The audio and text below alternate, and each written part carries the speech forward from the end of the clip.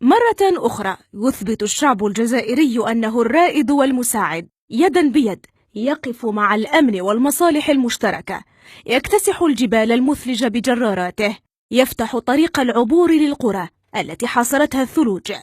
أنا نفتح وأنا عندي تراكتور كمواطن ندير الخير نورمال ماشي مشكل. المازوت ما عنديش دوكا، من الصباح انا طالع هابط وراك تشوف الطريق راهي مبلعه، الدشرات استهبط لنا الولاد خلاص ما كانش. الصباح المراه هنايا جات تزيد ما كانش كيفاش تهبط والله غير هبطتها بالتراكتور دانا. جيجل، البيض، سكيكدا، سطيف وغيرها من الولايات الشرقية واجه سكان مناطقها النائية أياما بلا غاز ولا غذاء، لكن أشقاؤهم أخذوا على عاتقهم مسؤولية توفير ما يلزمهم. اليوم المواطن نسى الأزمة وشاف هذا الجو التضامني الرائع جدا جدا. ربي يحفظهم. المصالح المشتركة مفخرة بلادنا وحماتها شقوا طريقهم لأعالي الجبال لتقديم المساعدات للسكان.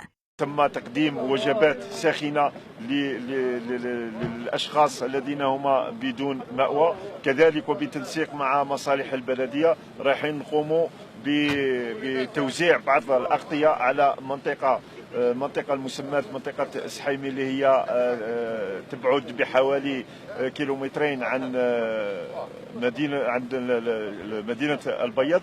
الأفارقة من مختلف الجنسيات نقلوا من الساحات العمومية إلى مراكز الإيواء، قدموا لهم كل الرعاية من مأكل وملبس ليثبت أبناء ولاية سطيف معدنهم الأصيل. الحمد لله جبنا حوالي 170 من هذو الأفارقة من جنسيات مختلفة، منهم النيجر، نيجيريا، تشاد، حتى السودان. الحمد لله جابوا لنا حتى وناس يعني مرضى. الحمد لله احنا قمنا بالواجب تاعنا. دحين كيما بيتنا من عندهم عدتنا الماكلة، عدتنا كل شيء اللي ناكله. الحمد لله الجماعة اللي تعطينا الماء ربي يستر على كل الناس اللي كنا الماء، المدرسين، الشرطة تعطينا الماء. قد تكون حقا أزمة، لكن بفضل أبناء الشعب البلد الواحد تم احتواؤها. هذا يساعد من هنا وذاك يساعد من هناك حتى تمر موجة الثلج هذه.